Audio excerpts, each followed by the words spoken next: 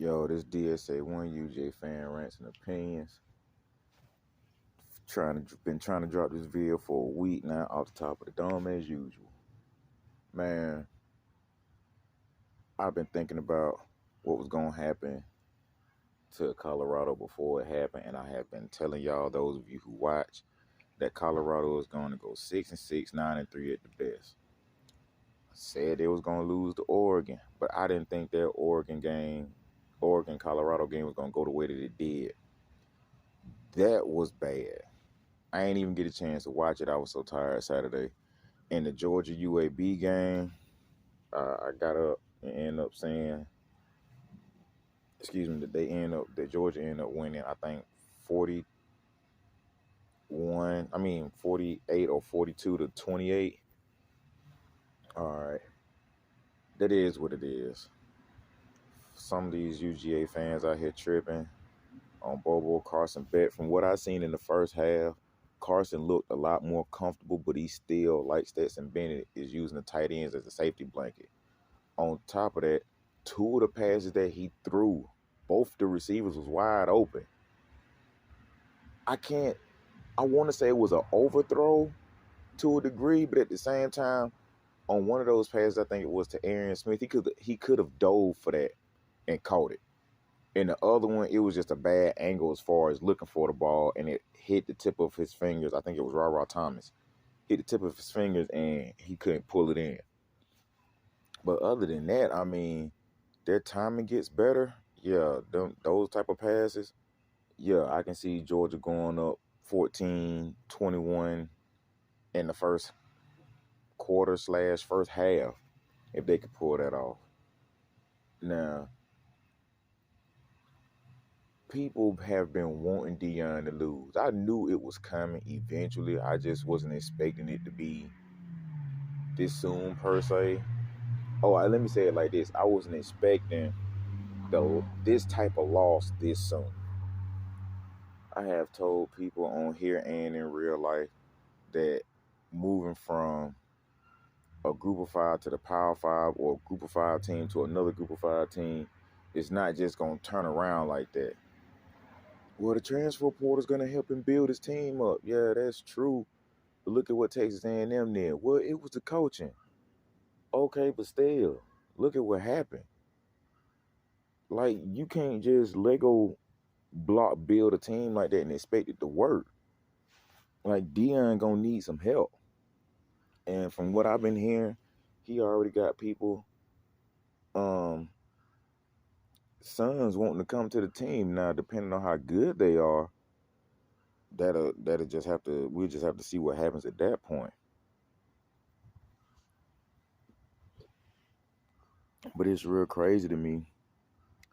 No, it's not. It's not crazy to me that I see people was hating on Deion, that they wanted him to lose per se, because of the hype that he brings from just being himself, going into Jackson State and then going into Colorado. Like, some people will say, well, he's all about himself and he's all about the money. Okay, at the same time, I don't see too many other coaches doing anything else different. I mean, I've seen Kirby and Nick Saban treat their players, in a sense, I'm not going to say like their sons, but more relatable to them as family members. Like Deion, that's what Deion is doing. Deion is holding these players accountable. He's bringing attention to them. What coach is doing that? And people get mad. I ain't even gonna say mad. People analyze it as, oh, he's just about the money. He always been about the money. Why not? I mean, look at how talented he is. And I'm saying, let me say not is, but was, as far as the athletic standpoint and what he could do. He could always market himself. And when with him having the ability to do that, that brought freaking ESPN to Jackson State last year. ESPN don't go to HBCU games. What other coach has done that? I want to say Eddie George that's at Tennessee State University. They didn't go there for a game. If they did, somebody put it in the comment section and let me know. I must have missed it. But with Deion doing what he did at Jackson State, ESPN didn't go there until his second year when he went undefeated twice. And I take that back. I think he won like 12-1 or 13-1 and won their national championship. And then they played Jackson State his last year and they lost, which is still like 12-1 or 11-1 or something like that. So I mean, he's bringing notoriety to another garbage ass school, and he's bringing his sons with him, and he's teaching them things. Some things that Deion has said, I don't completely agree with. Like, oh, I want my quarterback to come from a 2-parent home or something to that effect, and I want this particular position group to come from a 1-parent home because they're gonna be hungry. How you figure somebody coming from a 2-parent home is not gonna be as hungry as a person coming from a 1-parent home? They might be like, whatever, screw it. I'm just here. I'm just gonna do what I got to do and keep it moving. Like, to me, that's one thing I don't agree with. His religious views, I don't even touch on that. I don't care about that per se. Like, you can believe in whatever, whoever you want to believe in. But if that belief system is helping you do positive things, I'm with that. What has Deion done that was a negative? I mean, he might not be with his children's mother, which I seriously doubt. I'm not going to say that because I think I seen a video or a show of their mom at one of their games. I want to say it was the Nebraska game. So I'm not going to say that. I'm not going to throw that out there like that. So I say it like this. He's being a father to his sons and helping to raise them in the way that he think is right, which has helped him. He's giving them the tools and the playbook to help get them through the possible future that he see upcoming for them. What coach is doing that? I even say Mark Richt was doing that to a degree, but at the same time, not really. He was trying to guide them young men into being men, but he was real picky. You had Cam Newton come from Florida that wanted to come to Georgia. Nah, I don't want you to be a quarterback. I want you to be a tight end. Messed around and dog walked Mark Richt. Deshaun Watson, same thing. Justin Fields, same thing. And both of these, and all of these don't fall under Richt, but I'm talking about Georgia as a program. Y'all really ain't doing it. And if one of you clowns want to bring up, I forgot the young man name that had the brain surgery, bring him up like, yeah, he had a shot. That dude, if you watch that game, he was scared. I'm not even going to throw him in that mix because I don't think he was fully mentally prepared to take on that. But Nick Saban, even Dabo, the coach at Washington, Lincoln Riley out there in Colorado. I mean, as far as the white quarterbacks go, or even Samoan quarterbacks go, they all earn their spot. That's what I will say.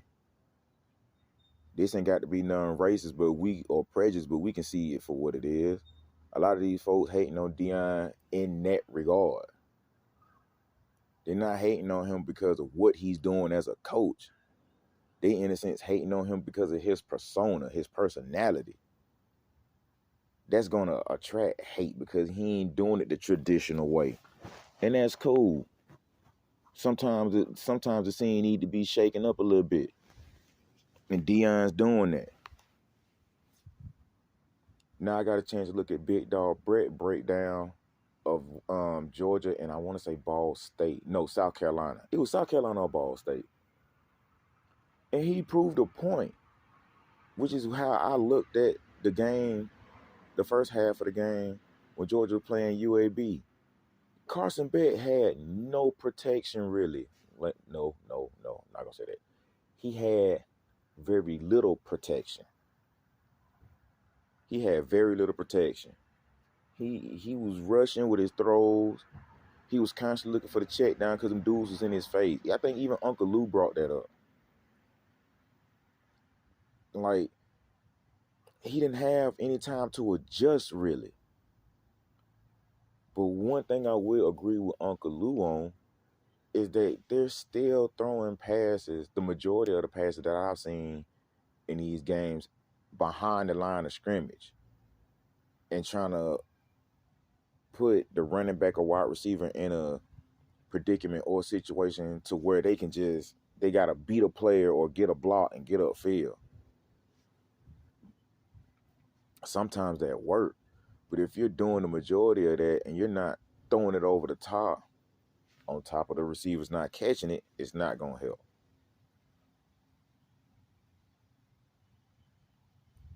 So, I mean, just looking at some of the things that were going on as far as college football goes, it's been kind of crazy this year. Well, this past week. The SEC is looking like they're struggling. Auburn got beat by A&M.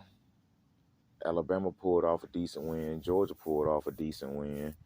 Clemson got, not just the ACC, but I'm going to bring up Clemson in this because they're ACC.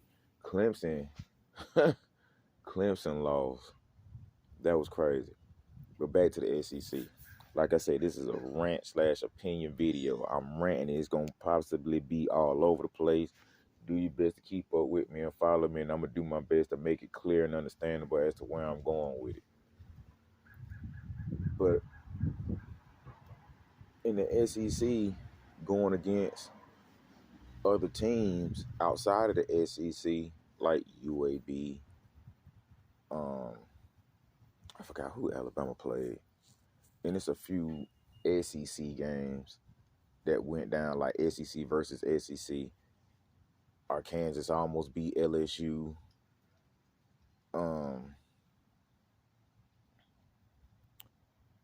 And I wish I could have caught that game, but I went to sleep. I was dead tired. But anyway, that seemed like that was an awesome game. I don't even know if Florida played anybody. But the SEC as a whole is looking real weak right now. Like, the SEC as a whole got to tighten up. But that won't really happen until the full-fledged SEC season starts, meaning it's basically in conference play until the end of the season or close to the end of the season, like Georgia Tech, Kentucky, Louisville, Florida State. And I think that's it. Oh, yeah, South Carolina, Clemson.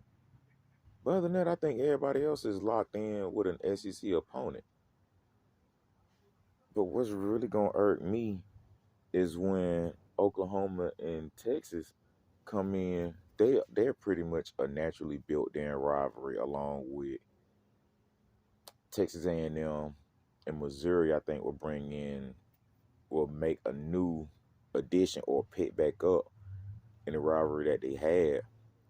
But at the same time, oh yeah, I forgot. Arkansas and I think LSU might add some flavor and some spunk and some stank on it when they end up playing both of those schools or one of those two schools every so many years or whatever the case may be. So that's gonna be kind of awesome, but at the same time, you're getting rid of or losing rivalries that have been made through the fans and not technically claimed as rivalries by the schools. So that's also going to be a crazy take going into next year.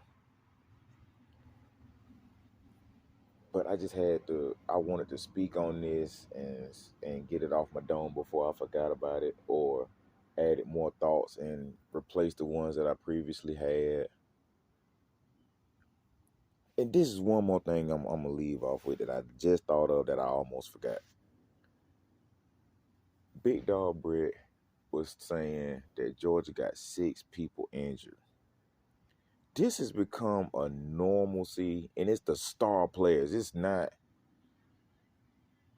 like a third or a fourth string player. These are like people that can be 1 and 2 comparatively in whatever position that they're in. I think it's two or three of the not linebackers, two or three of the running backs, and McConkey, the wide receiver, and who else? It was another player I can't remember that's also hurt. Like, come on, man. Like, this getting hurt, this intensity, like, something got to give. But then again, I can't really even say that because they can't be the team that they're supposed to be. But at the same time, you got to bring up those second and third string players to take on first and second string responsibilities so they won't look so iffy and crazy out there. But things just have to fall into place. I'm going to quote Big Dog Brett again when he was saying that people are expecting the last 4 or 5 weeks of Georgia season last year to look like the first 4 or 5 weeks of this year. Going back to the first 4 or 5 weeks of last year look like the first 4 or 5 weeks of this year. Basically saying that you can't expect them to pick up where they left off when they're in a sense repeating the same thing they did the year before. And I can agree with that. New offensive coordinator, new quarterback, new running backs, because the other 3 hurt.